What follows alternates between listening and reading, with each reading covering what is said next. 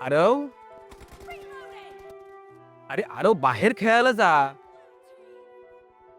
आरव, मी नाही जाणार खेळायला, तुम्हीच जा. मला पबजी मध्ये चिकन डिनर करायचंय.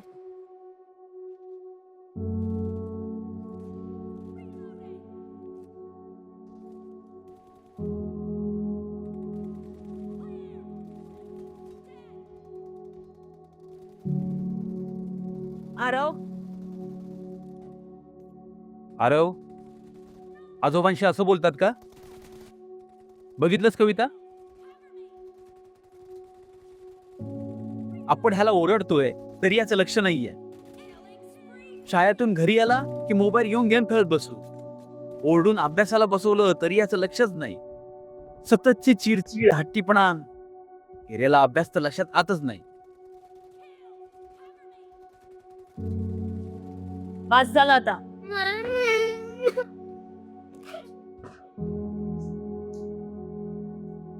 आरव, आरव, आरव, आरव दाणघड, आरव. अरे आरव, काय झालंय वेड्यासारखं? दरवाजा उघड, दरवाजा उघड पहिला. आरवला मोबाईल पासून दूर ठेवण्यासाठी काहीतरी करायला लागणार आहे आपल्याला. मला तर याची खूप काळजीच वाटते. हल्ली त्याचं जेवणाकडे सुद्धा नीट लक्ष नसतं. 100 वेळा हाका मारलं का उत्तर सुद्धा देत नाही. त्याची क्लास टीचर सुद्धा कंप्लेंट करत होती. तर तो कॉन्सन्ट्रेशन करत नाहीये, स्टडीमध्ये वीक झालाय. म्हणून त्या दिवशी त्याच्या हातातून मोबाईल काढून घेतला तेव्हा पण असाच अग्रेसिव्ह झाला होता. जेवला पण नव्हता. रात्री तर झोपेत नुसता बडबडत असतो, लेफ्टला जा, राईटला जा. काय करावं कळतच नाही त्याचं. माझ्याकडे एक उत्तम उपाय आहे, ज्यामुळे आरव नक्की दरवाजा होते.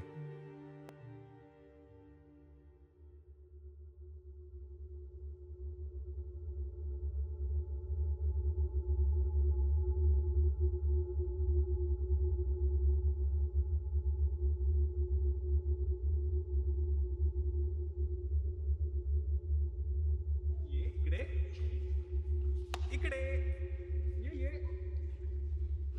अरे मला पकड, मला पकड, मला पकड. ये ये ये. अरे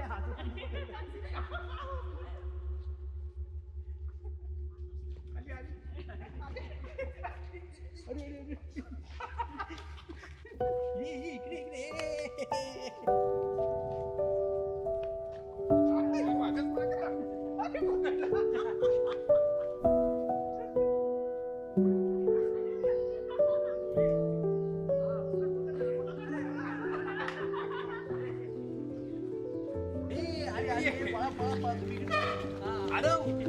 अरे ये ना, अरे ये.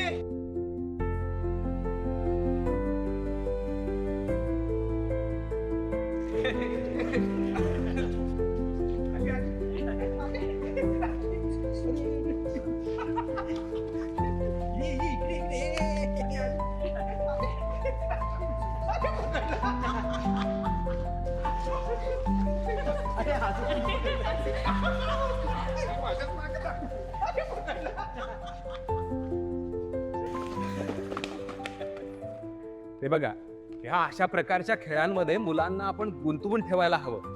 आणि हो, त्यांच्या समोर आपण फोन वापरायचा नाही, कारण शेवटी जसं आपण वागणार तशीच आपली मुलं वागणार ना. अरे बाळू.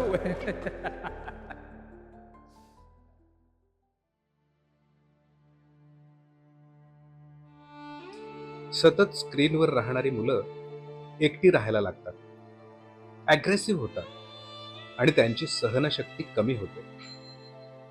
त्यांच्या मनाप्रमाणे कोणतीही गोष्ट झाली नाही तर ते मोठ्यांना उलट उत्तरं द्यायला लागतात.